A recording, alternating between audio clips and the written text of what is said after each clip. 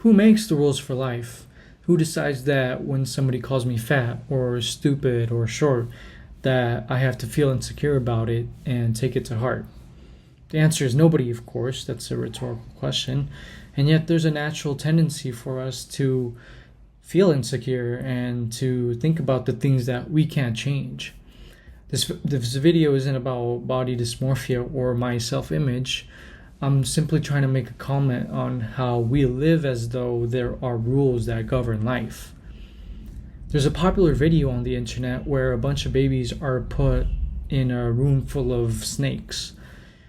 And what ends up happening is the babies end up playing with the snakes, which is a crazy thing to think about because we've been socially engineered into associating snakes with something that negative. Now, granted, the snakes in the video were non-venomous, but just the thought of being in a room full of snakes can make your skin crawl. But what the babies show us is that it isn't within our intrinsic nature to know what to react to. Only after being taught what we should stay away from do we start developing a negative reaction to those things, in this case, snakes. And what's interesting here is two things. I think first, that we have been given the tools to react, our emotions. We can feel sadness, fear, guilt, and sympathy. Those things we can't really change. And number two, a majority of what we know or how we use those emotions is dictated by what other people teach us.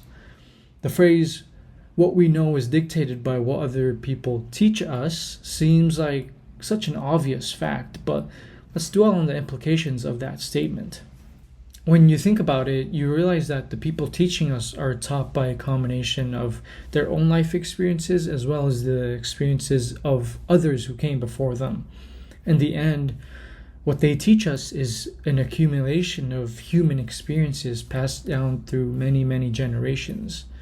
That's both an extremely cool feature of the human species, but also an extremely scary fact. It's what's allowed us to survive despite our weaker bodies as compared to the stronger predators of the world, because our information that we know gets passed on down to the next generation, building our survival instincts. But it's almost become a double-edged sword for us because now we can be manipulated into believing our bodies are the wrong size or that our faces have the wrong structure, all because of a belief that has been passed down for many generations. Now that we've built systems that will protect us from the dangers of the natural world, we've turned this feature of passing down knowledge into a sort of manipulation tactic to influence people on matters that are at best morally ambiguous. Like, who decides that being short is bad? Who decides that marrying into a lower class is bad? What even is a class and why are there lower and higher states? These are difficult topics to draw a straight line between which is right and wrong, and yet many of us live as if these straight lines in morality exist.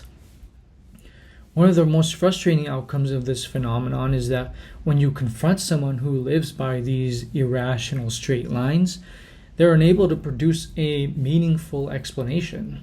Many of them will resort to, well, that's what everybody thinks, or that's just common sense. Not only are these explanations extremely shallow and made up, but these people are in complete denial that the alternative answer is completely viable. Let me give you an example, something that happened to me personally. So I have an adult figure in my life who has always made it a big deal that I wear long pants. No shorts, no sweatpants, like proper pants and jeans and the liking. When I told this person that nobody cares, they took offense to that remark and said, of course people care. And upon further investigation, they simply could not produce a satisfactory explanation. They just simply reverted back to, of course people care. What really scares me about these people is that their value in life is almost entirely based on how others view them. They wish to appease the people who have taught them the things that they now believe in so deeply.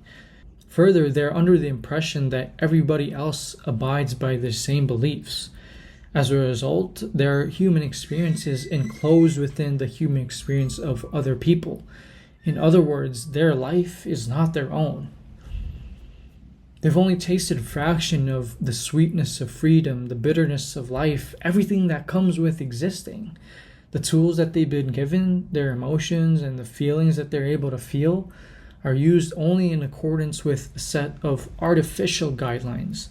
When this happens, react like that. When encountering this is how you should feel. These are the things that they've been taught their whole life.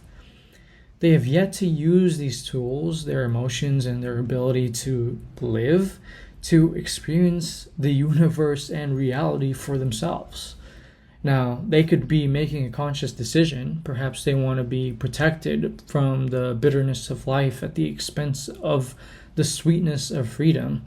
By all means, if that's you, go ahead and do that. But my theory is that the people who live this way are not doing it consciously. The majority of them do it out of habit. I feel sorry for these people because I think it's a blessing to be able to live your life the way that you want to and not the way that somebody tells you to. Sure, there are certain precautions and warnings you should heed, like don't try cocaine because you could easily get addicted and fuck up your whole life. But we can't be lazy and take everything at face value. We must be diligent in doing our research, reflecting on our biases, and getting multiple perspectives on different topics. All of this will help us tread the fine line of living our best life and ruining it completely. It takes some work, but boy, will the fruits of your labor be sweet. So go out and don't be shy to learn about the world and how other people live. There's 8 billion of us, and quite frankly, none of us know what's going on. So don't live your life as if you figured out the rules.